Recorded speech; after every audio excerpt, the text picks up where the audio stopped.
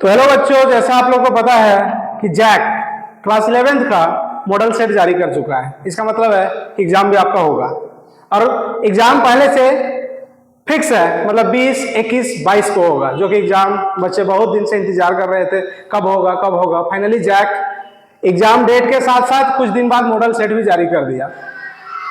तो हम लोग आज क्लास 11th केमिस्ट्री का मॉडल सेट जो जारी किया है 40 का 40 क्वेश्चन एक्सप्लेनेशन के साथ कंप्लीट करेंगे। तो चलिए एक एक करके स्टार्ट करते हैं। सबसे पहले क्वेश्चन नंबर 1।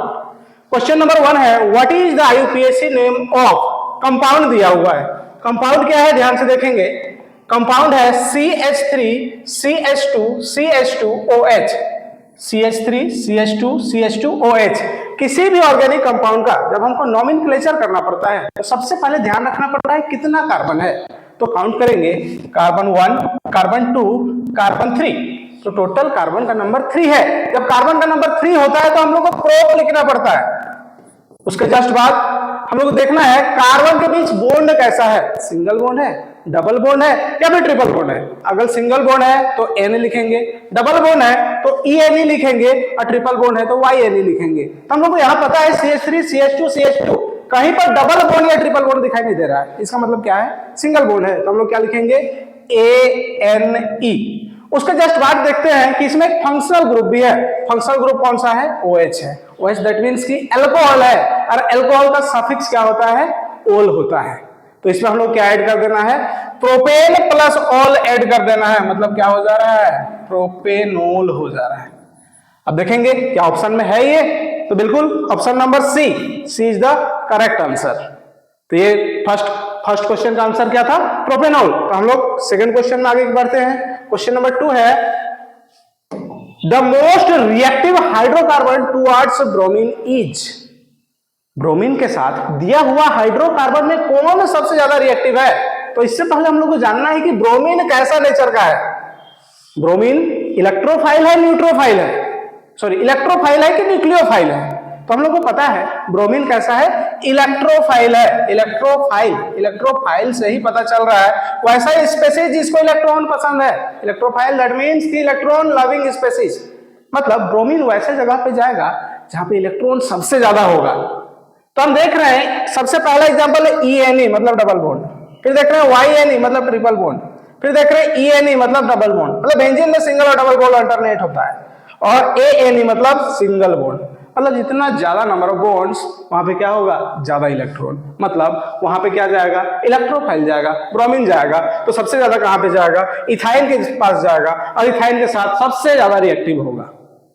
आगे बढ़ते हैं question number next, question number 3 की ओर आगे बढ़ते हैं। तो क्वेश्चन नंबर 3 है द मोलारिटी। ध्यान देंगे, वर्ड पे ध्यान देंगे, मोलारिटी। एक वर्ड होता है मोलालिटी, ध्यान देंगे।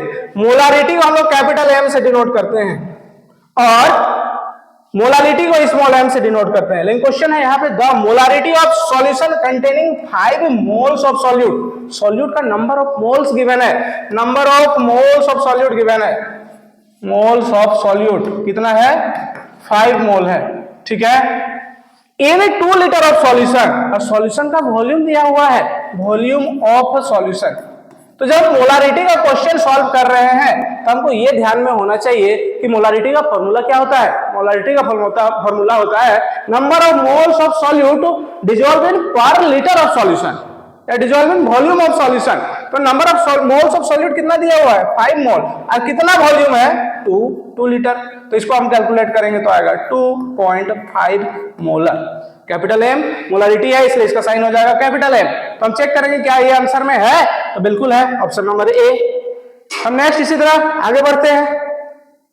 Question number 4। क्वेश्चन नंबर 4 है, ये इंपॉर्टेंट क्वेश्चन है, ठीक है। What is the empirical formula of compound. जब इंपेरिकल फॉर्मूला किसी कंपाउंड का लिखते हैं तो हम लोग 3 स्टेप में जानना है। पहला, उससे पहले हम लोग क्वेश्चन देख लेते हैं। What is the empirical formula of compound containing 40% carbon है। कार्बन कितना है, 40%, 6.7% हाइड्रोजन है एंड 53.3% ऑक्सीजन है। मतलब 3 तरह का चीज है। कौन कौन है, कार्बन है, हाइड्रोजन है एंड ऑक्सीजन है। कार्बन कितना है भाई, कार्बन है 40%, हाइड्रोजन कितना है, हाइड्रोजन है 6.7% एंड ऑक्सीजन कितना है 53.3%। अब इसका एम्पिरिकल फॉर्मूला लिखना है। जब क्वेश्चन परसेंटेज में दिया है तो स्टेप नंबर वन क्या बोलता है कि जो भी परसेंटेज में दिया हुआ है उसको आप ग्राम में कन्वर्ट कीजिए। मतलब हम देखेंगे टोटल इसको कैलकुलेट करेंगे तो 100% आ रहा है। मतलब हम एज्यूम कर लेंगे जो भी कंपाउंड होगा वो क्या होगा, 100 ग्राम का होगा। मतलब जो 100 ग्राम का होगा तो कार्बन कितना ग्राम का हो जाएगा, 40 ग्राम, 40% था। तो हाइड्रोजन 6.7 ग्राम, उसी तरह ऑक्सीजन क्या हो जाएगा 53.3 gram. Step number 1 complete. Step number 2 क्या करना है, स्टेप नंबर 2 करना यह है कि जो नंबर्स दिया हुआ है, जो ग्राम में कन्वर्ट किए, जो एटम्स दिया हुआ है उसको नंबर ऑफ मोल्स में कन्वर्ट करना। अब नंबर ऑफ मोल्स क्या होता है, given mass by molar mass. अगर गिवन मास ऑफ कार्बन की बात किया जाए तो 40 है, गिवन मास ऑफ हाइड्रोजन की बात किया जाए तो 6.7 ग्राम है, गिवन मास ऑफ ऑक्सीजन की बात किया जाए तो 53.3 ग्राम है। तो इसका मोलर मास क्या होता है, मोलर मास जो एटॉमिक मास होता है वही मोलर मास होता है। तो कार्बन का गिवन मास है 40 और मोलर मास होता है 12। उसी तरह हाइड्रोजन का गिवन मास है 6.7 और मोलर मास होता है 1.008 के आसपास होता है। और ऑक्सीजन का गिवन मास है 53.3 ग्राम और मोलर मास होता है 16 ग्राम। अब इसको हमको डिवाइड करना है। जब डिवाइड करेंगे तो इसका नंबर ऑफ मोल्स आ जाएगा। इसको डिवाइड करेंगे तो 3 पॉइंट समथिंग आएगा, इसको डिवाइड करेंगे तो 6 पॉइंट समथिंग आएगा, इसको डिवाइड करेंगे 3 पॉइंट समथिंग आएगा। अब स्टेप नंबर 2 कंप्लीट हो गया है। अब हम लोग लास्ट स्टेप की ओर जा रहे हैं। स्टेप नंबर 3 है, जो नंबर ऑफ मोल्स आया उसमें से जो लोएस्ट नंबर होगा उसको सारे टर्म से डिवाइड कर देना है। मतलब ये तीनों में सबसे लोएस्ट नंबर 3, 6 और 3 में लोएस्ट नंबर तो 3 ही है। मतलब 3 से तीनों टर्म को डिवाइड कर देंगे। जब तीनों टर्म को डिवाइड करेंगे तो हम पाएंगे 3 से 3 को डिवाइड करेंगे तो 1 आएगा, 3 से 6 को 3 से डिवाइड करेंगे तो 2 आएगा, और 3 से 3 को डिवाइड करेंगे तो 1 आएगा। अब हम लोग लास्ट की ओर हैं, आंसर की ओर हैं। अब ये ध्यान रखेंगे जो नंबर आया, सिंपलेस्ट रेशियो में जो नंबर आया उसको एटम के साथ लिख देना है। जैसे कार्बन के लिए 1 आया तो कार्बन का 1 दे दिए, हाइड्रोजन के लिए 2 आया तो हाइड्रोजन के लिए 2 दे दिए, और ऑक्सीजन के लिए 1 आया तो ऑक्सीजन के लिए 1 दे दिए। अब ध्यान रखेंगे हम कि जब हम फॉर्मूला लिखते हैं तो 1 को लिखा नहीं जाता है। तो 1 को अगर हम नहीं लिखेंगे तो क्या लिखेंगे, CH2 एंड O। हम चेक करेंगे अपने आंसर में, ऑप्शन में है क्या, है बिल्कुल ऑप्शन नंबर 1। तो this is the correct answer of given question. तो नेक्स्ट आगे बढ़ते हैं। क्वेश्चन नंबर 5 है, the total number of orbital in a cell n is equal to 3। n is equal to 3 में कितना ऑर्बिटल्स है। तो जब हम लोग इलेक्ट्रॉनिक कॉन्फ़िगरेशन करने के लिए हम लोग जब ब्लॉक वाला पढ़ रहे होंगे या एसपीडीएफ पढ़ रहे होंगे तो हम लोग को पता है कि जब हम लोग 1 करते हैं तो 1 के साथ सिर्फ s सबसेल है, 2 के साथ s के साथ p भी सबसेल है, 3 के साथ s p and d subshell है। तो ये 1 2 3 बता रहा है, ये क्या बता रहा है, n का वैल्यू बता रहा है। मतलब इस सबसेल, इस n का वैल्यू का बात कर रहे हैं हम लोग।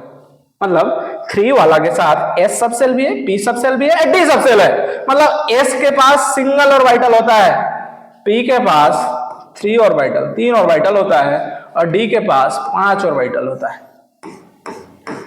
अगर हम काउंट करेंगे टोटल नंबर ऑफ ऑर्बिटल 1 2 3 4 5 6 7 8 9, कितना है टोटल ऑर्बिटल 9। या फिर इसका एक शॉर्टकट है, शॉर्टकट ये है कि जब हम किसी का ऑर्बिटल निकालना है और n का वैल्यू दिया हुआ है तो उसी का स्क्वायर कर दीजिए। अगर 3 दिया हुआ है तो 3 का स्क्वायर, मतलब क्या हो गया 9। अगर क्वेश्चन में 4 रहता तो 4 का स्क्वायर कितना ऑर्बिटल हो जाता 16। तो इसी तरह से क्वेश्चन आ सकता है n इज इक्वल टू 2 है तो उसका टोटल नंबर ऑफ ऑर्बिटल बताइए, 5 है टोटल नंबर ऑफ ऑर्बिटल बताइए, 4 है टोटल नंबर ऑफ ऑर्बिटल बताइए। सिंपल आपको करना क्या है, उसी का स्क्वायर कर दीजिए। क्लियर है, चलिए आगे बढ़ते हैं। क्वेश्चन नंबर 6 है, the bond angle in NH3 is approximately, NH3 का बॉन्ड एंगल लगभग कितना है। हम देखेंगे NH3 का ज्योमेट्री का बात किया जाए तो टेट्राहेड्रल है। कैसा है, टेट्राहेड्रल है। लेकिन शेप का बात किया जाएगा तो इसमें एक लोन पेयर आ जाता है। हम इसका शेप ड्रॉ करने की कोशिश करते हैं। इसका लोन पेयर और इसके साथ 3 हाइड्रोजन लगा हुआ है, NH का 3 बॉन्ड है। अगर रेगुलर टेट्राहाइड्रल का बात किया जाए तो 109.5 डिग्री के आसपास होता है। बॉन्ड एंगल की बात किया जाए तो 109.5 डिग्री की बात होता है। लेकिन इसमें टेट्राहाइड्रल नहीं है, इसके साथ क्या है, एक लोन पेयर है। और लोन पेयर का काम क्या है, इलेक्ट्रॉन आपस में क्या करता है, रिपेल करता है। मतलब इधर भी इलेक्ट्रॉन इधर भी इलेक्ट्रॉन क्या करने लगेगा, दूर भागने लगेगा। मतलब ये दूर भागेगा मतलब इधर भागेगा, ये दूर भागेगा मतलब इधर भागेगा। दैट मीन्स कि ये जो बॉन्ड है उसको चिपकाने का कोशिश करेगा। और ये ध्यान रखेंगे कि अगर एक लोन पेयर में से एक इलेक्ट्रॉन कम से कम 1 डिग्री बॉन्ड एंगल कम करता है, मतलब इसके पास एक लोन पेयर है, मतलब 2 इलेक्ट्रॉन है, मतलब कम से कम 2 घटाएगा, मतलब कितना हो जाएगा 107.5 के आसपास होगा, अप्रोक्सीमेटली पूछा है। तो हम देखेंगे इसके आसपास कोई आंसर है क्या? हाँ है, बिल्कुल है, option number B, option B is the correct answer. हम आगे बढ़ते हैं क्वेश्चन नंबर 7। क्वेश्चन नंबर 7 क्या है? The heat released when 1 mole of water is formed in a combustion reaction. Question क्या बोल रहा है, ध्यान से देखेंगे। क्वेश्चन बोल रहा है कि द हीट रिलीज्ड, कितना हीट रिलीज होगा 1 मोल ऑफ वाटर का फॉर्मेशन में। कौन सा रिएक्शन में? कंबशन रिएक्शन में। तो जब भी रिलीज का बात किया जाएगा, रिलीज के लिए होता है कि जब भी रिलीज होता है तो साइन माइनस में होता है। रिलीज तभी होगा जब रिएक्शन एक्सोथर्मिक होगा। एक्सोथर्मिक में हमेशा वैल्यू क्या होता है? माइनस में होता है। अगर रिएक्शन इंडोथर्मिक होता है तो वैल्यू किस में होता है? प्लस में। अब इसी से हम चेक कर लेंगे, 2 आंसर यहीं से कट जाएगा, प्लस प्लस वाला खत्म। और जब भी 1 मोल वाटर का फॉर्मेशन होता है तो लगभग 286 किलो जूल पर मोल एनर्जी रिलीज होता है। 286 किलो जूल पर मोल। हम चेक करेंगे इसके आसपास कोई आंसर है क्या? जी बिल्कुल है, -285 किलो जूल पर मोल। This is the correct answer. Next आगे बढ़ते हैं क्वेश्चन नंबर 8। क्वेश्चन नंबर 8 क्या बोल रहा है? The conjugate acid of HCO3-। ध्यान से देखेंगे इस क्वेश्चन को। HCO3- इसका कंजुगेट एसिड। जब भी एसिड का बात किया जाएगा, किसका? एसिड का, तो हम बात करेंगे ये प्रोटॉन एक्सेप्ट करने वाला होना चाहिए। प्रोटॉन दैट मींस कि H+ एक्सेप्ट करने वाला होना चाहिए। और बेस का बात किया जाए तो ये प्रोटॉन डोनेट करने वाला होना चाहिए। एसिड में एक्सेप्ट करने वाला होना चाहिए और बेस में प्रोटॉन डोनेट करने वाला होना चाहिए। अब क्वेश्चन पूछ रहा है HCO3- में इसका कंजुगेट एसिड क्या होगा, मतलब क्या करना है, इसमें प्रोटॉन एक्सेप्ट करना है। अब ध्यान से देखेंगे, पहले से इसके पास एक माइनस चार्ज था, एक अब प्लस चार्ज आ गया, दोनों चार्ज क्या हो गया? कैंसल। पहले से एक हाइड्रोजन था, एक और हाइड्रोजन आ गया, क्या हो जाएगा? H2 और क्या हो जाएगा? CO3, और जो चार्ज था वो कैंसल हो गया है। तो क्या हो गया इसका कंजुगेट एसिड? क्या हो गया? H2CO3, जो ऑप्शन नंबर बी में है। लेकिन यहीं पे क्वेश्चन पूछता है इसका कंजुगेट बेस क्या होता है। तब हमको क्या पता है कि कंजुगेट बेस, इसका कंजुगेट बेस HCO3- का। इससे क्या हटाना है हमको? क्या हटाना है? हमको हटाना है H+ हटाना है। H+ हटाना है, मतलब पहले से H+ हटाना है, मतलब पहले से एक माइनस चार्ज था, हटाएंगे एक और माइनस चार्ज आ जाएगा ना। अब 2 माइनस चार्ज होगा और H पहले से था, वो H हट गया, मतलब बचा क्या? CO3-, मतलब ये क्या है? CO3-, इसका कंजुगेट बेस है। लेकिन क्वेश्चन हमको क्या पूछा था? क्वेश्चन पूछा था the conjugate acid of HCO3 is, तब निकाल लिया है क्या होगा? H2CO3। लेकिन क्वेश्चन पूछ सकता है इसका कंजुगेट बेस क्या होगा, तब भी उसके लिए आप तैयार रहेंगे। तो इस क्वेश्चन का आंसर है H2CO3। नेक्स्ट आगे बढ़ते हैं हम लोग क्वेश्चन नंबर 9। क्वेश्चन नंबर 9 क्या बोलता है? What is the oxidation state of iron in Fe2O3? इस तरह का क्वेश्चन जनरली पूछा जाता है और हर बार पूछा है। तो बहुत सा सिंपल सा है, किसका ऑक्सीडेशन स्टेट पूछ रहा है उसको ध्यान से देखेंगे। F2O3 जिसका ऑक्सीडेशन स्टेट पूछ रहा है उसको हम लोग X एज्यूम करते हैं। किसका पूछ रहा है भाई? आयरन का। आयरन कौन है यहाँ पे? Fe है। जिसका पूछ रहा है उसको हम लोग X एज्यूम किए। X मतलब अगर एक आयरन रहता तो X लेते, 2 आयरन है तो क्या लेंगे? 2X। एक ऑक्सीजन का चार्ज होता है -2, तो कितना ऑक्सीजन है? ×3। 3 ऑक्सीजन था इसलिए ×3 इज इक्वल टू, पूरा कंपाउंड में कोई चार्ज है क्या? ना तो कहीं प्लस दिख रहा है हमको, ना कहीं माइनस दिख रहा है। न्यूट्रल है, न्यूट्रल है मतलब no charge, is equal to क्या हो जाएगा? 0। अगर -1 होता हम लिखते -1, प्लस होता तो +1 शो करते, यहाँ पे कोई चार्ज नहीं है इसलिए क्या शो किए? 0। अब सिंपली इसको कैलकुलेट करना है। 2X प्लस 2 3 जा 6 हो जाएगा, is equal to 0। 2X plus minus क्या हो जाएगा? -6 इज इक्वल टू 0। अब ध्यान से देखेंगे 2X -6 उधर जा क्या हो जाएगा? +6। अब इसको काटेंगे, 2 1 जा 2 3 जा, तो X का वैल्यू क्या हो गया? 3 हो गया। हम चेक करेंगे क्या मेरा आंसर है? जी बिल्कुल है, option number B. Next question आगे बढ़ते हैं। इसी तरह का क्वेश्चन आपको एग्जाम में देखने को मिलेगा, ठीक है। नेक्स्ट क्वेश्चन है Which of the following is the functional group aldehyde? Aldehyde का फंक्शनल ग्रुप कौन सा है? तो हम ध्यान से देखेंगे, चेक करेंगे एल्डिहाइड का फंक्शनल ग्रुप क्या होता है। हम मेरे पास 4 ऑप्शन है, हम पहले चारों का नाम जानने की कोशिश करेंगे। जब OH होता है तो किसका फंक्शनल ग्रुप है, एल्कोहल का फंक्शनल ग्रुप है। CHO किसका फंक्शनल ग्रुप है, एल्डिहाइड का फंक्शनल ग्रुप है। COH किसका फंक्शनल ग्रुप है, कार्बोक्सिलिक एसिड का फंक्शनल ग्रुप है। और NH2 किसका है, अमीन का है। तो हमको क्वेश्चन किसका फंक्शनल ग्रुप पूछा था, एल्डिहाइड का। एल्डिहाइड कहां पे है, option number B.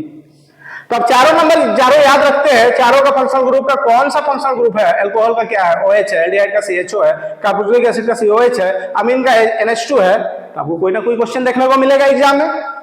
Next question number 12, which of the following shows A resonance effect. कौन रेजोनेंस इफेक्ट शो करता है। अब हम लोग को क्या जानना है, रेजोनेंस इफेक्ट जानने के लिए अल्टरनेट सिंगल डबल बॉन्ड होना चाहिए, मतलब पाई इलेक्ट्रॉन का डीलोकलाइज होना चाहिए, पूरा सिस्टम में डीलोकलाइज होना चाहिए। बेंजीन, जी बिल्कुल, बेंजीन को अगर हम ध्यान से देखेंगे तो बेंजीन के पास अल्टरनेट सिंगल डबल बॉन्ड है। बेंजीन का स्ट्रक्चर कैसा होता है, आप सबको पता होगा। बेंजीन 6 मेंबर्ड रिंग कार्बन है जिसके पास अल्टरनेट सिंगल डबल बॉन्ड है, एक सिंगल फिर डबल। अब इसका दूसरा स्ट्रक्चर हम लोग बनाने जाएंगे तो जहां पे सिंगल था वहां पे क्या आ जाएगा, डबल आ जाएगा। ठीक है, तो हम बात कर रहे हैं कि रेजोनेंस इफेक्ट कौन शो करता है, जिसके पास सिंगल डबल बॉन्ड होगा। ठीक है, तो बेंजीन के पास तो है 100%, मीथेन के पास सिर्फ और सिर्फ सिंगल बॉन्ड है, एन मतलब सिंगल बॉन्ड। इथेन, इसके पास भी सिंगल बॉन्ड है। देखिए इथेनॉल में भी एन है, लेकिन इसमें OH ग्रुप आ गया होगा इसलिए ऑल हो गया, लेकिन इसके पास भी कैसा बॉन्ड था, सिंगल बॉन्ड। तो कोई ऐसा कंपाउंड बेंजीन को छोड़ के नहीं था जिसके पास अल्टरनेट सिंगल डबल बॉन्ड हो। तो option number A is the correct answer. Next question हम लोग जाते हैं, question number 13, what is the hybridization of carbon in ethene. हमको पता होना चाहिए इथीन क्या है। इथीन ENE मतलब कार्बन कार्बन के बीच कैसा बॉन्ड होना चाहिए, डबल बॉन्ड। कितना कार्बन है भाई, मेरे पास 2 ही कार्बन है, तो दोनों कार्बन के बीच कैसा बॉन्ड होगा, डबल बॉन्ड। इसके अगल बगल कितना हाइड्रोजन है, 4 हाइड्रोजन है। और हम लोगों को क्या पता है, एक कार्बन के साथ 4 बॉन्ड होना चाहिए। 1 2 3 4 1 2 3 4 दोनों कार्बन का 4 बॉन्ड कंप्लीट है। अगर हमको हाइब्रिडाइजेशन बताना है और किसका, कार्बन का, तो चेक करना है अगर उसके अगल बगल सब सिंगल बॉन्ड है तो sp3 हाइब्रिडाइजेशन होगा। अगर उसके अगल बगल कहीं एक जगह भी डबल बॉन्ड दिख गया तो वो sp2 हाइब्रिडाइजेशन होगा। अगर कार्बन के अगल बगल कहीं पर भी एक ट्रिपल बॉन्ड दिख गया तो वो sp हाइब्रिडाइजेशन होगा। तो हम देख रहे हैं कि कार्बन का अगल बगल एक जगह डबल बॉन्ड है, मतलब कार्बन का कौन सा हाइब्रिडाइजेशन है, डबल बॉन्ड, sp2 हाइब्रिडाइजेशन। हम चेक करेंगे option number B. Option number B is the correct answer. Next question, question number 14, what is the IUPAC name of. फिर से IUPAC नेम आया, मतलब वही रूल फॉलो करेंगे। सबसे पहले नंबर ऑफ कार्बन चेक करेंगे। आपको सिंपल IUPAC नेम पूछेगा, बहुत बड़ा नाम नहीं पूछेगा, तो ध्यान रखेंगे। सबसे पहले नंबर ऑफ कार्बन चेक करेंगे 1 2 3। यहां पर भी हम देख रहे हैं 3 ही कार्बन है, मतलब 3 कार्बन, मतलब नेम क्या हो गया, प्रोप। फिर देख रहे हैं सबके बीच कहीं ना कहीं कार्बन के बीच डबल बॉन्ड या ट्रिपल बॉन्ड दिखाई नहीं पड़ रहा, मतलब कैसा बॉन्ड है, सिंगल बॉन्ड है। जब सिंगल बॉन्ड होता है तो क्या लिखते हैं, ANE। फिर हम लोग चेक कर रहे हैं फंक्शनल ग्रुप कौन सा है, CHO है। CHO को जस्ट हम लोग तुरंत पहले देखे थे, एल्डिहाइड होता है। और एल्डिहाइड का सफिक्स क्या होता है, अल होता है, AL होता है। तो हम लोग ऐड कर देंगे, प्रोपेन प्लस अल क्या हो जाएगा, प्रोपेनल। चेक करेंगे आंसर है क्या, बिल्कुल है, option number A. Option number A is the correct answer. Next आगे बढ़ते हैं, क्वेश्चन नंबर 15। क्वेश्चन नंबर 15 बोल रहा है द रिएक्शन ऑफ इथीन, किसके साथ रिएक्शन कराना है, इथीन के साथ। अभी जस्ट हम लोग इथीन का फॉर्मूला देखे थे, CH2 डबल बॉन्ड CH2। ठीक है, किसको रिएक्ट कराना है, विथ हाइड्रोजन। किसको रिएक्ट कराना है, हाइड्रोजन को, इन द प्रेजेंस ऑफ निकल। किसके साथ, निकल का प्रेजेंस में। तो जब भी हम लोग निकल के प्रेजेंस में हाइड्रोजन को रिएक्ट कराते हैं तो एडिशन रिएक्शन होता है। कौन सा रिएक्शन होता है, एडिशन रिएक्शन होता है। एडिशन मतलब हाइड्रोजन जाके ऐड होगा, मतलब जहां पे डबल बॉन्ड बना है वो सिंगल बॉन्ड में कन्वर्ट होगा, सिंगल बॉन्ड। और एक बॉन्ड जो गायब हुआ दोनों जगह क्या आ जाएगा, हाइड्रोजन आ जाएगा। मतलब इथीन से क्या बन गया, इथेन बन गया। मतलब अनसैचुरेटेड हाइड्रोकार्बन से क्या बन रहा है, सैचुरेटेड हाइड्रोकार्बन बन रहा है। लेकिन जब हाइड्रोजन का एडिशन हो रहा है तो क्या होगा, उसको हाइड्रोजिनेशन बोलते हैं। क्या बोलते हैं? हाइड्रोजिनेशन। हाइड्रोजन का एडिशन मतलब हाइड्रोजिनेशन। क्वेश्चन यही पूछ रहा था, जब हाइड्रोजन रिएक्ट करेगा तो क्या बनेगा, क्योंकि कौन सा क्या बोलेंगे उसको, हाइड्रोजिनेशन बोलेंगे। अगर यहाँ पे हैलोजन ऐड होता तो क्या बोलते, हैलोजिनेशन। हैलोजन मतलब कौन कौन हो सकता था, ग्रुप 17 का element, chlorine, bromine, iodine, fluorine, ये सब ऐड होता था, हम बोलते क्या, हैलोजिनेशन। नाइट्रेशन, जब नाइट्रो ग्रुप ऐड होता तो क्या बोलते हम लोग, नाइट्रेशन। और सल्फोनेशन, जब सल्फो ऐसे ग्रुप ऐड होता तो हम लोग क्या बोलते, सल्फोनेशन। तो हमको क्वेश्चन क्या पूछा था, क्वेश्चन पूछा था हाइड्रोजन का एडिशन कब होगा, जब होगा तो उसको क्या बोलेंगे हम लोग, हाइड्रोजिनेशन। तो आपको क्वेश्चन पूछ भी सकता है, जब ग्रुप 17 या हैलोजन ग्रुप ऐड होगा तो क्या बोलेंगे उसको, हैलोजिनेशन। मतलब एक क्वेश्चन है लेकिन आपके साथ 4-4 क्वेश्चन बन रहा है, ये ध्यान रखेंगे। नेक्स्ट आगे बढ़ते हैं, question number 16, which of the following is a saturated hydrocarbon. ये ध्यान से रखेंगे, जब कार्बन की बात किया जाए ऑर्गेनिक कंपाउंड का, तो ऑर्गेनिक कंपाउंड दो तरह का बात होता है according to their number of bonds. एक को बोलते हैं हम लोग सैचुरेटेड हाइड्रोकार्बन, सैचुरेटेड, और दूसरा को बोलते हैं अनसैचुरेटेड हाइड्रोकार्बन। सैचुरेटेड किसको बोलेंगे, वैसा हाइड्रोकार्बन जिसमें कार्बन कार्बन के बीच सिंगल बॉन्ड होगा, उसको क्या बोलेंगे, सैचुरेटेड। और अनसैचुरेटेड वैसा कार्बन, वैसा कंपाउंड जिसके कार्बन कार्बन के बीच डबल बॉन्ड या फिर ट्रिपल बॉन्ड होगा, या फिर इसको कॉमनली मल्टीपल बॉन्ड बोलते हैं। मतलब सिंगल बॉन्ड किसके पास होगा, जिसके पास ANE लिखा हुआ रहेगा। डबल बॉन्ड होता तो क्या होता, ENE होता। ट्रिपल बॉन्ड होता तो क्या होता, YNE।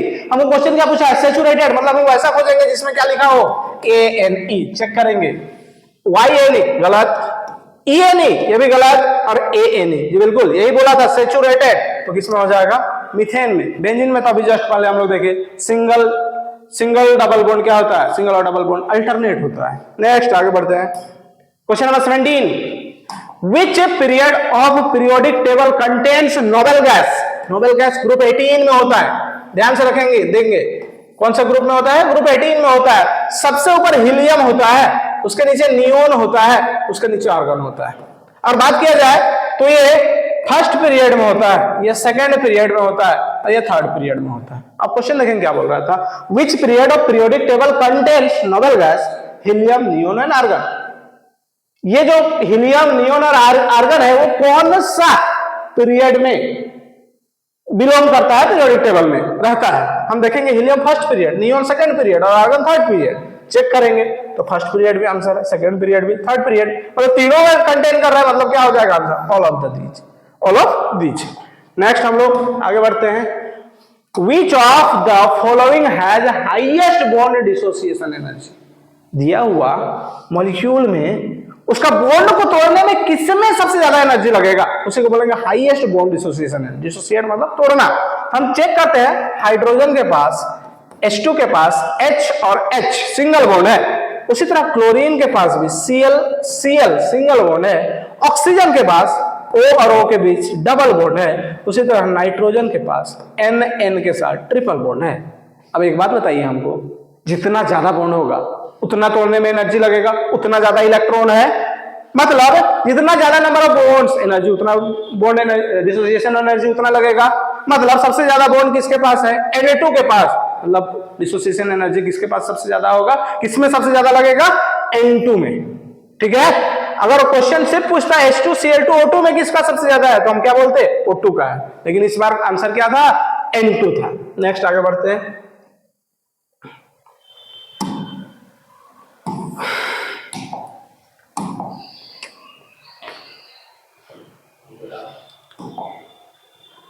नेक्स्ट क्वेश्चन है क्वेश्चन नंबर 19। क्वेश्चन नंबर 19 है the shape of gerund tetrafluoride. Gerund tetrafluoride का शेप क्या है, हम लोग को पता होना चाहिए। शेप जानने से पहले ज्योमेट्री जानना पड़ता है, और ज्योमेट्री जानने का एक सिंपल सा फॉर्मूला है, Z is equal to half number of valence electron on central metal atom plus number of monovalent atom. Check करेंगे, अगर यहां पे कोई प्लस चार्ज होता तो उसको हम लोग माइनस कर देते, और माइनस चार्ज होता तो उसको हम लोग क्या कर देते, प्लस कर देते। सबसे पहले चेक करेंगे half number of valence electron, क्योंकि जेनन क्या है, नोबल गैस है तो नोबल गैस का ऑक्टेट कंप्लीट होता है, तो आउटर मोस्ट में 8 ही इलेक्ट्रॉन होता है, तो इनटू क्या हो जाएगा 8 प्लस इसके साथ में 4 मोनोवैलेंट एटम है। मोनोवैलेंट एटम वैसा एटम जिसका वैलेंसी 1 है उसको मोनोवैलेंट एटम बोलते हैं। मतलब 4 है तो क्या कर देंगे प्लस 4, इसको कैलकुलेट करेंगे हाफ इंटू 12, 2 1 जा 2 6 जा, तब जेड का वैल्यू क्या हो गया 6 हो गया। मतलब जेनल का कैपेसिटी है कि हम 6 लोग से बॉन्ड बना सकते हैं, 6 एटम से बॉन्ड बना सकते हैं, लेकिन बेचारे के पास बॉन्ड बनाने के लिए कितना है 4 ही फ्लोरीन है। मतलब बाकी जो बचा वो क्या है भाई लोन पेयर बच गया, 2 जो बचा वो क्या है लोन पेयर। जब भी हम किसी का शेप का बात करते हैं तो लोन पेयर नहीं देखते हैं, सिर्फ और सिर्फ बॉन्ड पेयर देखते हैं, मतलब लोन पेयर को भूल जाते हैं। लोन पेयर को चलिए भूल गए, इसमें हम एक लाइन ड्रॉ करते हैं, सबको मिला देते हैं, तो हमें लोग प्लेन जैसा दिख रहा है। और कैसा प्लेनर दिख रहा है स्क्वायर में दिख रहा है प्लेन, तो क्या हो जाएगा आंसर स्क्वायर प्लेनर। हम चेक करेंगे है क्या option number B square planar. Next question हम लोग आगे बढ़ते हैं, क्वेश्चन नंबर 20। क्वेश्चन नंबर 20 है विच of the following molecule is polar, इसमें से कौन पोलर है। पोलर जानने के लिए हम लोग को नेट मैग्नेटिक मोमेंट निकालना, सॉरी नेट डाइपोल मोमेंट निकालना पड़ता है।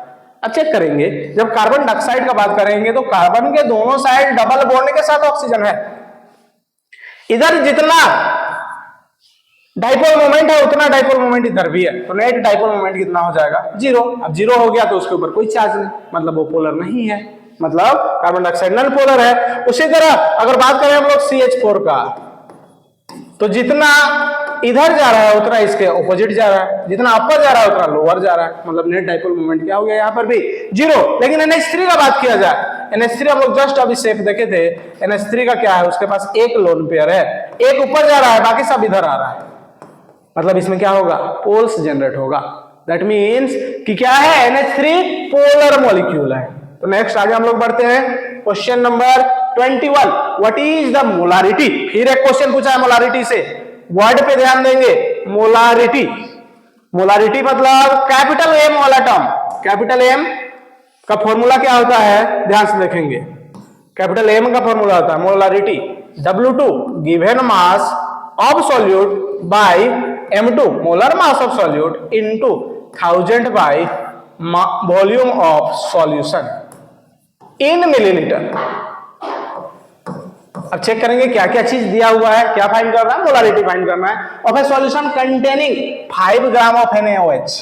गिवन मास ऑफ सॉल्यूट तो दिया हुआ है कितना, given mass of solute W2 की जगह लिखना है 5 ग्राम ऑफ NaOH, फिर M2 लिखना है मतलब मोलर मास ऑफ NaOH ना। इसको कैलकुलेट करेंगे, सोडियम का 23, ऑक्सीजन का 16 और हाइड्रोजन का 1 कैलकुलेट करेंगे तो 40 ग्राम, मतलब M2 का वैल्यू क्या हो गया 40 ग्राम इनटू 1000 का 1000। और हम चेक करेंगे तो वॉल्यूम ऑफ सॉल्यूशन दिया हुआ है, यहाँ पे एक 0 गलती से पड़ गया है, वॉल्यूम ऑफ सॉल्यूशन है 250 ml। चेक करेंगे ml में है 250 डाल देंगे, कैलकुलेट करेंगे, एक 0 यहाँ से कैंसल, एक 0 यहाँ से, एक 0 यहाँ से, एक 0 यहाँ से, 5 1 जा 5 5 जा, 5 1 जा 5 2 जा। हम क्या चेक कर रहे हैं ऊपर क्या हो जा रहा है 2/4। इसको चेक करेंगे काटेंगे तो 1/2, 1/2 दैट मींस कि 0.5 मोलर ना। चेक करेंगे है क्या आंसर, जी बिल्कुल है ऑप्शन नंबर सी। नेक्स्ट आगे बढ़ेंगे, इसी तरह का क्वेश्चन आपको छोटा छोटा न्यूमेरिकल पूछेगा, आपको 40 क्वेश्चन बनाना है, 1 घंटे में सब कुछ सॉल्व करना है, तो बहुत बड़ा क्वेश्चन नहीं पूछेगा कि एक ही क्वेश्चन में आपको 10 मिनट लग रहा है, बिल्कुल नहीं, आपको छोटा छोटा कंसेप्ट को पकड़ना है, ठीक है। इसी तरह क्वेश्चन आगे हम लोग बढ़ते हैं। नेक्स्ट क्वेश्चन है क्वेश्चन नंबर 22। क्वेश्चन नंबर 22 है which of the following has highest mass percentage of carbon. जो दिया हुआ है कंपाउंड उसमें सबसे ज्यादा कार्बन का मास किसमें है, ध्यान से देखेंगे क्वेश्चन को। क्वेश्चन है यहाँ पे मीथेन, मीथेन के पास कार्बन का 1 है, कार्बन 1 है मतलब इसका मास 12 ग्राम प्लस हाइड्रोजन 4 है, तो 1 हाइड्रोजन का 1 तो 4 हाइड्रोजन का 4 इज इक्वल टू 16 ग्राम। तो यहाँ कार्बन का मास परसेंटेज निकालना है, मास परसेंटेज ऑफ कार्बन बोला है तो कार्बन जिसको निकालना है उसको ऊपर टोटल 16 into 100 चेक करेंगे तो हो जाएगा 4 3 जा 4 4 जा 4 1 जा 4 25 जा, तो क्या हो जाएगा 25 3 जा 75%। फर्स्ट वाला में कितना कार्बन का परसेंटेज है 75%। सेकंड चेक करेंगे, इसमें कार्बन 2 है तो 12 2 जा 24 और हाइड्रोजन 6 है तो 6 हाइड्रोजन का 6 ग्राम, टोटल हो जाएगा 30 ग्राम। अब चेक करेंगे यहाँ कार्बन का मास परसेंटेज, कार्बन का 24 ग्राम टोटल 30 ग्राम इंटू 100, 0 0 काट दिए, 3 1 जा 3 8 जा 24, 8 10 जा 80% यहाँ पे कार्बन है। नेक्स्ट है प्रोपेन। प्रोपेन में कार्बन 3 है, मतलब 12 3 36 प्लस हाइड्रोजन 8 है, मतलब 8 ग्राम। टोटल कैलकुलेट करेंगे तो 44 ग्राम। अब हमको कार्बन का सिर्फ मास परसेंटेज निकालना है, तो जिसका निकालना है उसको ऊपर 36/44 इंटू 100। अब इसको हम लोग कैलकुलेट करेंगे तो क्या हो जाएगा, 4 1 जा 4 4 1 जा 4 4 25 जा 100। अब चेक करेंगे फिर से कट रहा है क्या क्या, देखते हैं, कैलकुलेट करते हैं। 25 6 जा 150, 15 बचा कैरी, 25 3 जा 75 और 15 90। अब इसको हम लोग डिवाइड कर देंगे 11 से, तो 80% 81 पॉइंट कुछ परसेंट आ रहा है। ठीक है, लास्ट हम लोग चेक करते हैं ब्यूटेन। ब्यूटेन में कार्बन 4 है, मतलब 12 4 जा 48 प्लस हाइड्रोजन 10 है, मतलब 10। टोटल मास हो गया 58 ग्राम। हमको सिर्फ निकालना है किसका, कार्बन का। तो कार्बन का मास है 48 बाई टोटल मास है 58 इंटू 100। अब इसको हम लोग कैलकुलेट कर रहे हैं तो हो जाएगा 4800 बाई 58। इसको हम लोग कैलकुलेट करेंगे तो 82 पॉइंट कुछ परसेंट आ रहा है। हम देख रहे हैं सबसे ज्यादा mass percentage of carbon last में है, मतलब 4th नंबर में है। दैट मींस कि ब्यूटेन के पास है। लेकिन आपका आंसर की में ऑप्शन नंबर ए दिया हुआ है, जो कि गलत है, ये ध्यान देंगे। नेक्स्ट आगे बढ़ेंगे हम लोग। नेक्स्ट क्वेश्चन नंबर 23 है, calculate the number of atoms. ये न्यूमेरिकल ध्यान से देखेंगे, स्टेप वाइज है। Calculate the number of atoms in 11.2 litre of the oxygen gas at STP. STP क्या है, स्टैंडर्ड टेम्परेचर एंड प्रेशर। ठीक है, क्या फाइंड करना है, नंबर ऑफ एटम्स फाइंड करना है। किसमें, 11.2 लीटर ऑफ ऑक्सीजन में। ठीक है, तो हमको जब नंबर ऑफ एटम्स निकालना है तो ध्यान रखना होगा, सबसे पहले नंबर ऑफ मोल्स निकालना है। क्या निकालना है, number of moles. Number of moles निकालने के लिए हम लोग जस्ट अभी देखे थे given mass by molar mass, लेकिन यहाँ मास नहीं दिया है, यहाँ वॉल्यूम दिया है। तो क्या निकालेंगे हम लोग, given volume by molar volume. Given volume by molar volume. ये भी, इससे भी क्या निकलता है, नंबर ऑफ मोल्स निकलता है, मोलर वॉल्यूम। तो गिवन वॉल्यूम हम लोग देख रहे हैं कितना है, 11.2 लीटर, 11.2। और इसका मोलर वॉल्यूम होता है 22.4 लीटर। इसको कैलकुलेट करेंगे तो 1 जा 2 जा, मतलब 1/2 आया, दैट मीन्स कि 0.5। ठीक है, अब नेक्स्ट स्टेप क्या है, इसका नंबर ऑफ मोल्स निकालने के बाद इसको एवोगाड्रो नंबर से इंटू करना। 0.5 इंटू एवोगाड्रो नंबर होता है 6.02 इंटू 10⁻23। इससे क्या आ जाता मेरा, नंबर ऑफ एटम्स आ जाता। लेकिन हमको पता है कि ऑक्सीजन के पास 2 एटम्स है, ऑक्सीजन मॉलिक्यूल्स के पास क्या होता है, 2 एटम्स होता है। हम इससे निकालेंगे तो 1 का आएगा, ऑक्सीजन के पास 2 एटम्स है, मतलब क्या कर देंगे, इंटू 2 करेंगे। मतलब 0.5 को हम लोग हाफ भी लिख सकते थे, जैसे हम लोग कैलकुलेट किए थे, इंटू 6.02 इंटू 10⁻23 इंटू 2 क्या हो जाएगा, कैंसल। मतलब आंसर क्या हो जाएगा, 6.02 इंटू 10⁻23। आंसर हम चेक करेंगे है क्या, ये बिल्कुल है, ऑप्शन नंबर ए। नेक्स्ट हम लोग आगे बढ़ेंगे। Question number 24, what is the empirical formula of A compound with 40% carbon 6.75% hydrogen and 53.3% oxygen. लगभग पीछे जो क्वेश्चन हम लोग सॉल्व किए थे उसी का क्वेश्चन है। यहाँ पे 7 5 नहीं था, सिर्फ 7 था। ठीक है, तो लगभग वही क्वेश्चन है, तो आंसर भी क्या हो जाएगा, वही होगा। वहां पे आंसर क्या था, CH2O था, तो यहाँ भी आंसर क्या हो जाएगा, CH2 होगा। नेक्स्ट आगे हम लोग बढ़ते हैं। Question number 25। क्वेश्चन नंबर 25 है, which quantum number of determines the shape of an orbital. जब क्वेश्चन क्वांटम नंबर से आता है तो क्वेश्चन इंपॉर्टेंट बन जाता है, इसलिए कि पिछले बार क्वेश्चन क्वांटम नंबर से 3 क्वेश्चन आया हुआ था। तो ध्यान देंगे, क्वांटम नंबर 4 तरह का होता है। एक को बोलते हैं हम लोग प्रिंसिपल क्वांटम नंबर, जो कि ऑप्शन में दिख रहा है। दूसरा को बोलते हैं हम लोग एजीमुथल क्वांटम नंबर, इसका एक और नाम है सब्सिडरी क्वांटम नंबर या फिर एंगुलर क्वांटम नंबर, 3 नाम है इसका। थर्ड है मैग्नेटिक क्वांटम नंबर और फोर्थ है स्पिन क्वांटम नंबर। जब क्वांटम नंबर हम लोग प्रिंसिपल क्वांटम नंबर की बात किया जाए तो n से डिनोट करते हैं, एजीमुथल क्वांटम नंबर को L से डिनोट करते हैं, मैग्नेटिक क्वांटम नंबर को M से डिनोट करते हैं, स्पिन क्वांटम नंबर को MS से डिनोट करते हैं, या फिर सिंपली कहीं कहीं अब S से डिनोट करने लग गया है। तो क्वेश्चन क्या पूछा है, which quantum number determines the shape of an orbital. Shape के बारे में, ऑर्बिटल का शेप के बारे में कौन बताता है, तो प्रिंसिपल क्वांटम नंबर क्या बताता है, एनर्जी ऑफ सेल के बारे में बताता है। या फिर नंबर ऑफ सेल के बारे में बताता है। जितना नंबर ऑफ सेल होगा उतना ज्यादा एनर्जी होगा। सेकंड नंबर ये शेप ऑफ ऑर्बिटल के बारे में बताता है। Third number orientation of electron के बारे में बताता है, कैसा रखा हुआ है। और लास्ट स्पिन क्वांटम नंबर क्या बताता है, स्पिन ऑफ इलेक्ट्रॉन मतलब क्लॉकवाइज या फिर एंटी क्लॉकवाइज के बारे में बताता है।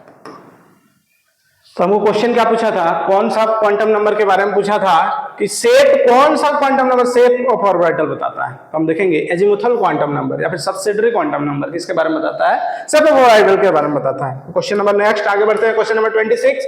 क्वेश्चन नंबर 26 है the maximum number of electrons in cell is determined by. Question पूछ रहा है एक सेल में मैक्सिमम कितना नंबर ऑफ इलेक्ट्रॉन होगा वो कौन बताता है। हम लोग क्लास 10 से एक फार्मूला, क्लास 9 से एक फार्मूला पढ़ते आ रहे हैं कि 2n स्क्वायर जो होगा वो किसी भी सेल का मैक्सिमम नंबर ऑफ इलेक्ट्रॉन बताएगा। मतलब अगर n इज इक्वल टू 1 मतलब नंबर ऑफ सेल्स 1 है तो मेरे पास 2 n की जगह 1 उसका स्क्वायर 1 का स्क्वायर 1 इंटू 2 हो जाएगा। उसी तरह अगर n इज इक्वल टू 2 है तो 2 इंटू 2 का स्क्वायर 2 2 जा 4 2 जा 8। उसी तरह n इज इक्वल टू 3 है तो 3 का स्क्वायर 3 3 जा 9 2 जा 18। मतलब n इज इक्वल टू 1 है तो मैक्सिमम कितना इलेक्ट्रॉन हो सकता है 2। n इज इक्वल टू 2 है तो मैक्सिमम कितना इलेक्ट्रॉन हो सकता है 8। n इज इक्वल टू 3 है तो मैक्सिमम कितना इलेक्ट्रॉन हो सकता है 18। तो कौन सा फॉर्मूला बता रहा है ये 2n square. Option number B is the correct answer. Next आगे बढ़ते हैं। एक और numerical question, what is the de Broglie wavelength. ध्यान से देखेंगे क्या होता है de Broglie wavelength. De Broglie wavelength का एक फॉर्मूला है lambda is equal to h by mv। अब क्या है, लैम्डा है डी ब्रोई वेवलेंथ, h क्या है भाई प्लैंक्स कांस्टेंट, m क्या है मास ऑफ इलेक्ट्रॉन और v क्या है वेलोसिटी ऑफ इलेक्ट्रॉन। अब ध्यान से देखेंगे क्वेश्चन में क्या है, ये प्लैंक्स कांस्टेंट का वैल्यू दिया हुआ है, मास ऑफ इलेक्ट्रॉन दिया हुआ है और वेलोसिटी ऑफ इलेक्ट्रॉन दिया हुआ है। क्या चेक करते हैं, what is the de Broglie wavelength of an electron mass 9.1 into 10 to the power -31 kg। Mass of electron दिया हुआ है मतलब m का वैल्यू दिया हुआ है। चलिए हम लोग पुट करते जाते हैं जिसका जिसका वैल्यू देगा। मूविंग विथ वेलोसिटी, वेलोसिटी का भी वैल्यू दिया हुआ है 10 टू द पावर 7 और प्लैंक्स कांस्टेंट h का भी वैल्यू दिया हुआ है 6.63 into 10 to the power -34। Simply क्या करना है, हमको फॉर्मूला पुट कर देना है। h का वैल्यू है 6.63 इंटू 10 टू द पावर -34, मास का वैल्यू कितना है 9.1 इंटू 10 टू द पावर -31 और वेलोसिटी कितना है 10 टू द पावर 7।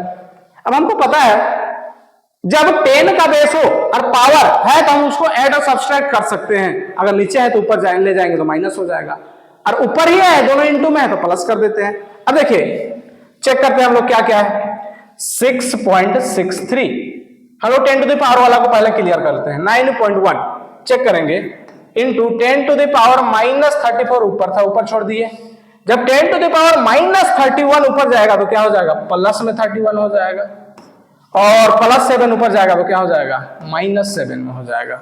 अब उसको हम लोग कैलकुलेट करेंगे तो क्या हो जाएगा lambda is equal to 34 plus 31 क्या बचा -3 बचा और -3 में -7 करेंगे तो क्या हो जाएगा -10 हो जाएगा। मतलब 6.63 बाई 9.1 इंटू क्या हो जाएगा 10 टू द पावर -10।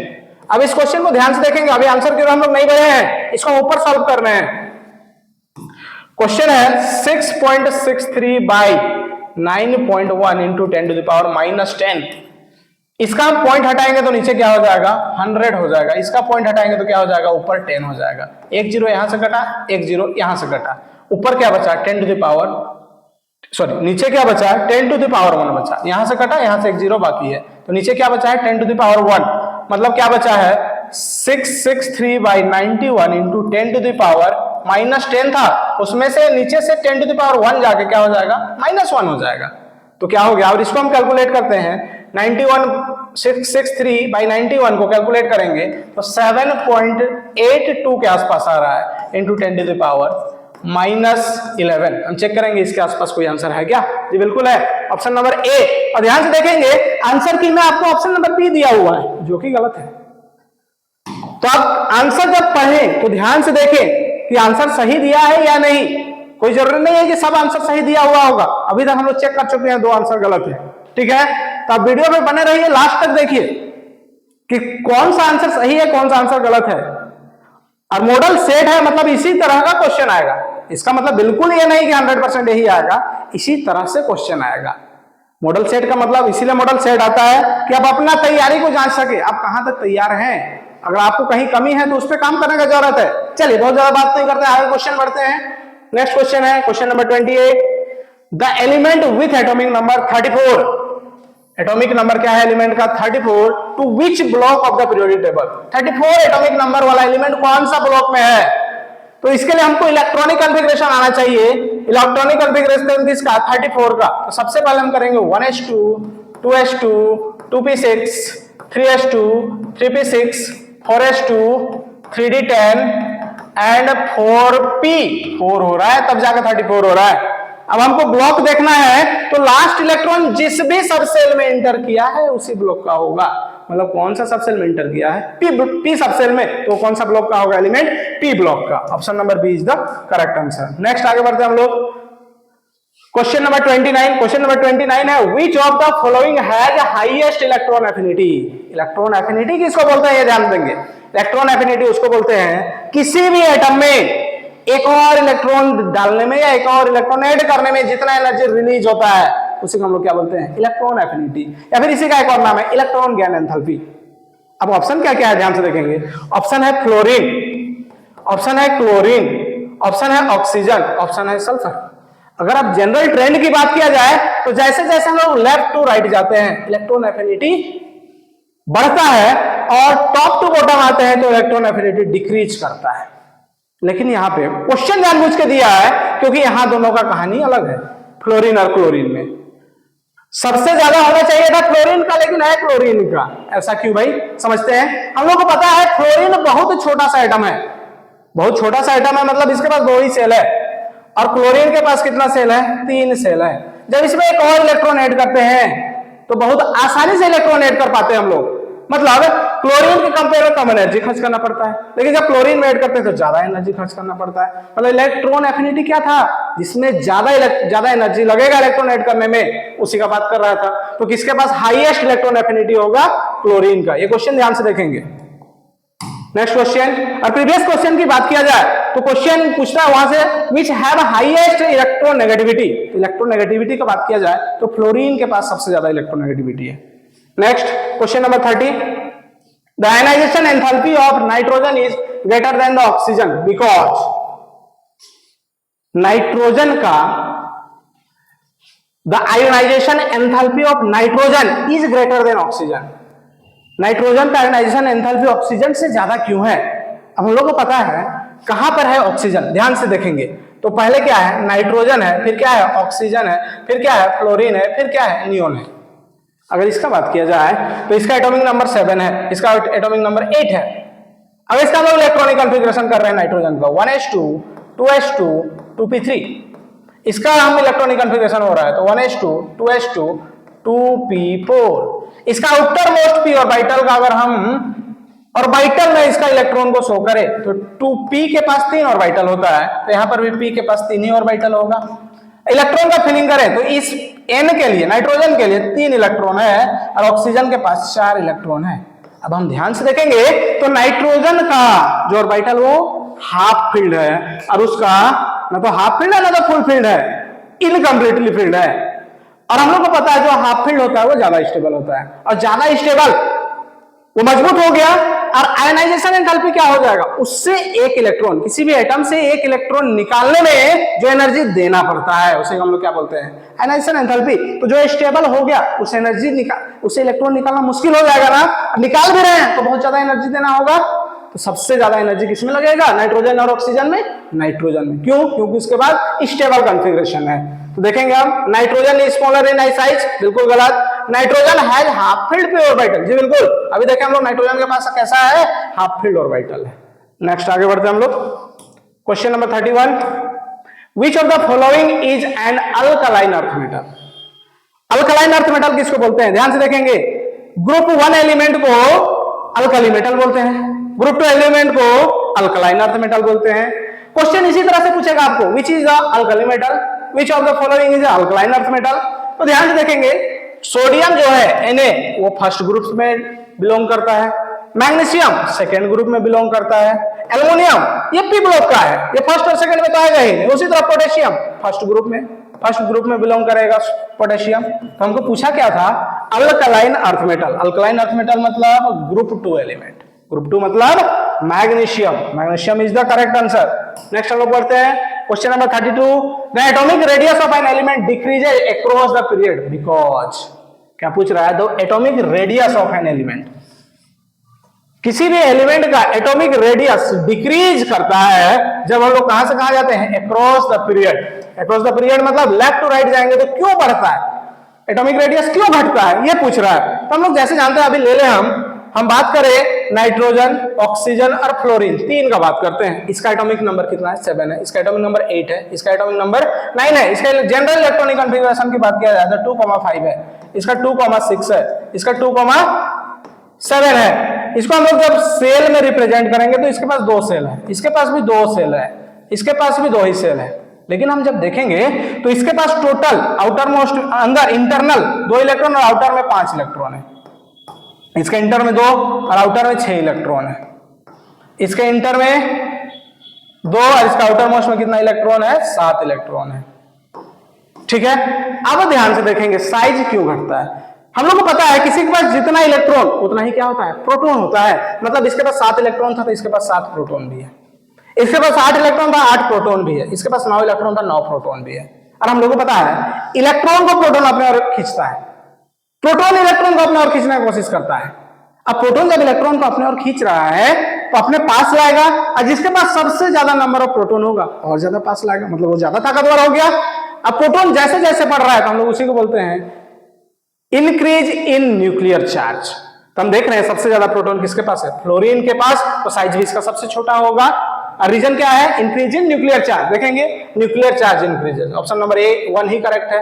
नेक्स्ट आगे बढ़ते हैं हम लोग 33, क्वेश्चन नंबर 33 है, इन विच रिएक्शन 2Na, ध्यान से देखेंगे 2Na प्लस Cl2, यहां पे एरो छूट गया है, गिव्स 2NaCl। एक रिएक्शन हो रहा था, इसको बोल सकते हैं कॉम्बिनेशन रिएक्शन था। टाइप्स ऑफ रिएक्शन की बात किया जाए तो आप रेडॉक्स रिएक्शन में चैप्टर पढ़े होंगे। तो पूछ रहा है विच सब्सटेंस गेट ऑक्सीडाइज, इसमें से कौन सब्सटेंस क्या हुआ है, ऑक्सीडाइज हुआ है। ध्यान से देखेंगे, जब हम लोग रेडॉक्स की बात करेंगे, ऑक्सीडेशन और रिडक्शन की बात करेंगे तो ध्यान देंगे एरो से पहले क्या था। एरो से पहले कहने का मतलब रिएक्शन से पहले कैसा था। हम देख रहे हैं रिएक्शन से पहले बेचारा सोडियम अकेला था। क्या था, सोडियम अकेला था, लेकिन रिएक्शन के बाद वो क्लोरीन के साथ जाके ऐड हो गया है। और क्लोरीन कैसा एलिमेंट है, इलेक्ट्रोनेगेटिव एलिमेंट है। मतलब सोडियम के साथ कौन जाके ऐड हुआ, इलेक्ट्रोनेगेटिव एलिमेंट। और एडिशन ऑफ इलेक्ट्रोनेगेटिव एलिमेंट को हम लोग क्या बोलते हैं, ऑक्सीडेशन बोलते हैं। मतलब यहां पे क्या पता चल रहा है, सोडियम का ऑक्सीडेशन हो रहा है। एक और तरीके से हम लोग समझते हैं, जब सोडियम और क्लोरीन में रिएक्शन हुआ होगा तो सोडियम का अगर एटॉमिक नंबर का बात किया जाए तो 11 है, इसको हम लोग ब्रेक करेंगे तो 281 होगा। तो क्लोरीन का क्या हो जाएगा, 287 होगा। अगर हम ध्यान से देखें तो सोडियम के पास एक ऑक्टेट कंप्लीट करने से एक एक्स्ट्रा इलेक्ट्रॉन है, और उसी तरह क्लोरीन के पास ऑक्टेट कंप्लीट होने से एक कम इलेक्ट्रॉन है। सोडियम चाहता क्या है कि हम किसी को एक इलेक्ट्रॉन दे दे और अपने जीवन में मस्त हो जाए, मतलब स्टेबल हो जाए। कोई भी चीज क्या चाहता है, अपना स्टेबिलिटी चाहता है। उसी तरह क्लोरीन क्या चाहता है, हमको कहीं से एक इलेक्ट्रॉन मिल जाए, हम तृप्त हो जाएंगे। उसी देखे हम तो दोनों को सोडियम और क्लोरीन का जोड़ी ठीक ठाक मिल गया। सोडियम एक इलेक्ट्रॉन देना चाहता है, क्लोरीन एक इलेक्ट्रॉन लेना चाहता है। उसी में क्या हुआ, एक इलेक्ट्रॉन क्या कर दिया, सोडियम किसको दे दिया, क्लोरीन को। और जो इलेक्ट्रॉन डोनेट करता है उसके ऊपर कौन सा चार्ज चल जाता है, प्लस। और जो इलेक्ट्रॉन लेता है उसके ऊपर कौन सा चार्ज चल जाता है, माइनस। दूसरे कंडीशन हम लोग समझे तो पहले सोडियम के पास 0 चार्ज था, रिएक्शन के पास सोडियम के पास +1 चार्ज हो गया है। पहले से चार्ज बढ़ा, इंक्रीज हुआ, तो इंक्रीज इन चार्ज को भी हम लोग ऑक्सीडेशन बोल रहे हैं। तो हम देख रहे हैं कि सोडियम का क्या हो रहा है, ऑक्सीडेशन हो रहा है। ऑप्शन में हम देखेंगे किसका ऑक्सीडेशन हो रहा है, सोडियम का। मतलब क्लोरीन का क्या हो रहा होगा, रिडक्शन। एक का ऑक्सीडेशन हो रहा है तो दूसरा क्या हो रहा होगा, रिडक्शन हो रहा है। नेक्स्ट हम लोग आगे बढ़ते हैं क्वेश्चन नंबर 34। क्वेश्चन नंबर 34 पूछ रहा है, फिर ऑक्सीडेशन स्टेट से क्वेश्चन आया, हम लोग देखे थे Fe2O3 जस्ट देखे थे। फिर पूछ रहा है क्वेश्चन क्या, the oxidation state of chromium. Chromium का ऑक्सीडेशन स्टेट पूछ रहा है इन गिवन कंपाउंड या गिवन मॉलिक्यूल, क्या है K2Cr2O7 में। तो हम लोग पता है पोटेशियम ग्रुप 1 एलिमेंट है तो चार्ज भी इसके पास 1 है, टोटल कितना है 2 है, प्लस क्रोमियम जिसका निकालना है उसका x, मतलब 2 क्रोमियम है तो 2x, प्लस ऑक्सीजन का चार्ज -2, कितना ऑक्सीजन है 7 ऑक्सीजन है। कोई चार्ज है क्या टोटल कंपाउंड में, ओवरऑल कंपाउंड में नहीं, तो क्या लिखेंगे 0। इसको कैलकुलेट करेंगे 2 + 2x - 2 7 जा 14 = 0। इसको कैलकुलेट कर देंगे तो 2x - 12 = 0। 12 उधर जाएगा माइनस से क्या हो जाएगा प्लस, 2 1 जा 2 6 जा, तो x का वैल्यू क्या आ गया 6। तो क्रोमियम का ऑक्सीडेशन स्टेट क्या हो जाएगा +6, ऑप्शन नंबर बी। नेक्स्ट आगे बढ़ते हैं हम लोग 35, the charge in enthalpy of for an exothermic reaction. पीछे से हम लोग देखते आ रहे हैं जब एक्सोथर्मिक रिएक्शन होगा तो साइन क्या होता है नेगेटिव होता है। चेक करेंगे नेगेटिव है क्या, बिल्कुल है, ऑप्शन नंबर बी। नेक्स्ट आगे बढ़ते हैं question number 36, which law of thermodynamic defines entropy. ये क्वेश्चन केमिस्ट्री के लिए बस इंपॉर्टेंट नहीं है, ये क्वेश्चन फिजिक्स के लिए भी इंपॉर्टेंट है। ध्यान देंगे कि थर्मोडायनामिक का 4 लॉ है, 0 law, first law, second law and third law. अब क्या क्या एक्सप्लेन करता है उसको ध्यान से देखेंगे।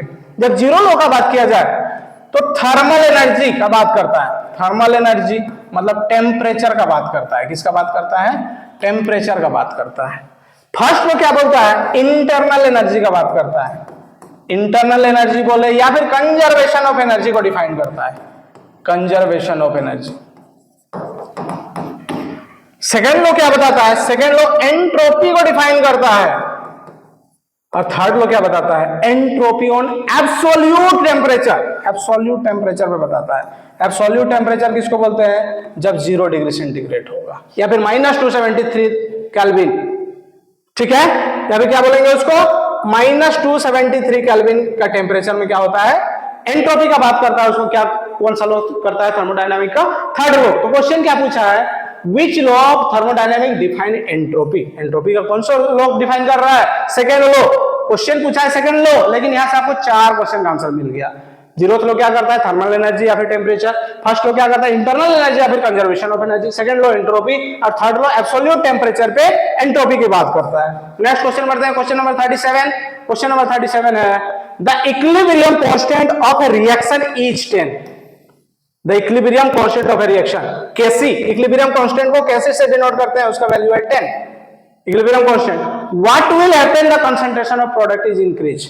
अगर कंसंट्रेशन ऑफ प्रोडक्ट, एक कोई रिएक्टेंट का ए से प्रोडक्ट पी बन रहा है तो कंसंट्रेशन ऑफ प्रोडक्ट को हम बढ़ा रहे हैं तो रिएक्शन क्या होगा। अब ध्यान से देखेंगे जब कंसंट्रेशन ऑफ रिएक्टेंट बढ़ाएंगे, पहले ये मान लीजिए 50 ग्राम था अब 100 ग्राम कर दिए तो प्रोडक्ट भी बढ़ेगा ना। तो जैसे जैसे रिएक्शन बढ़ाएंगे, कंसंट्रेशन ऑफ रिएक्टेंट बढ़ाएंगे, क्या होगा फॉरवर्ड रिएक्शन में रिएक्शन प्रोसीड करेगा। लेकिन इसी का उल्टा हम प्रोडक्ट का कंसंट्रेशन बढ़ाएंगे तो रिएक्शन किधर प्रोसीड करेगा बैकवर्ड में। कंसंट्रेशन ऑफ रिएक्टेंट बढ़ा रहे हैं तो फॉरवर्ड डायरेक्शन में, और कंसंट्रेशन ऑफ प्रोडक्ट बढ़ा रहे हैं तो क्या होगा रिएक्शन बैकवर्ड डायरेक्शन में। चेक करेंगे है क्या फॉरवर्ड रिएक्शन इज फेवर्ड, गलत, बैकवर्ड रिएक्शन इज फेवर्ड, बिल्कुल सही, ऑप्शन नंबर बी। नेक्स्ट आगे बढ़ते हैं हम लोग क्वेश्चन नंबर 38। क्वेश्चन नंबर 38 है the pH of a neutral solution is eight 25 degree centigrade. 25 degree centigrade क्या है, ये रूम टेम्परेचर है।